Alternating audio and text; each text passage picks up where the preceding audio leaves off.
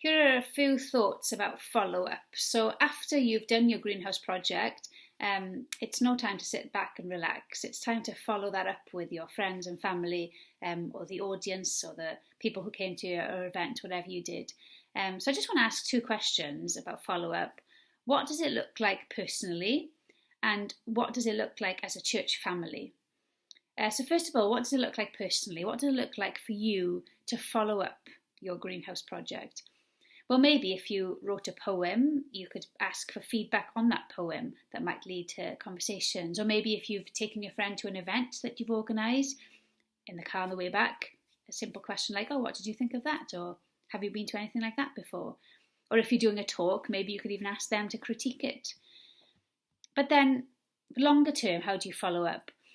Well, I think get involved in their lives and get them involved in your church family's life. Mix and match your guest list in your house. Invite them in to see you with your Christian friends and let conversations flow from that. Let conversations last a while. So be prepared for the follow-up to take a while, for the conversations with your friends to last weeks and months and years. But something that I've been thinking about recently is to pray for sensitivity for those conversations not to be unnecessarily lengthened. So pray that the Holy Spirit would show you and make you bold to take those next steps. So if you're having these conversations with your friends regularly, get direct with them about some of the questions that you ask them. Make them think. Maybe invite them to a course in church, or even ask them, do you want to read the Bible with me? Do you want to read an account of Jesus' life? Let's look at this historical document and see first-hand witnesses, eyewitnesses' account of what Jesus was like. Ask them to read the Bible with you.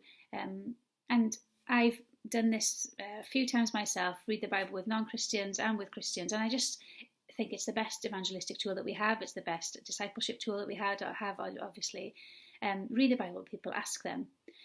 And if they're not interested, how do you do follow-up with that kind of person? Well, I think be a kind, faithful friend.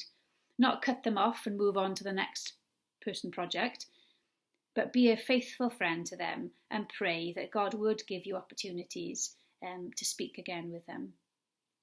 Okay, what does follow-up look like as a church family? We've kind of touched on it. But a question to ask maybe is, does your church or your home group or your church leaders know that you're doing the greenhouse project? And are they praying for you? And as follow-up, are they continuing to pray for the people that were touched by your event or your poem or your blog or whatever you're doing? Get your church family involved in praying for you while you do the event and afterwards. And also, is your church prepared for seekers or new Christians to come? Is it accessible in lots of different ways? Is there a good discipleship programme? Could you maybe ask your church leaders to run a Christianity Explored or an Alpha or a 321 course or something in the new year that you could invite your friends to? Could you partner with your church to pray for your friends? So just two questions regarding follow-up. Have a think about it. Talk in your groups about follow-up and how you continue then, not just do your greenhouse project and then relax and enjoy Christmas, but how your greenhouse project flows through then the rest of your life in a way, isn't it? That you are following up, that you are continually seeking to share Jesus with friends and family.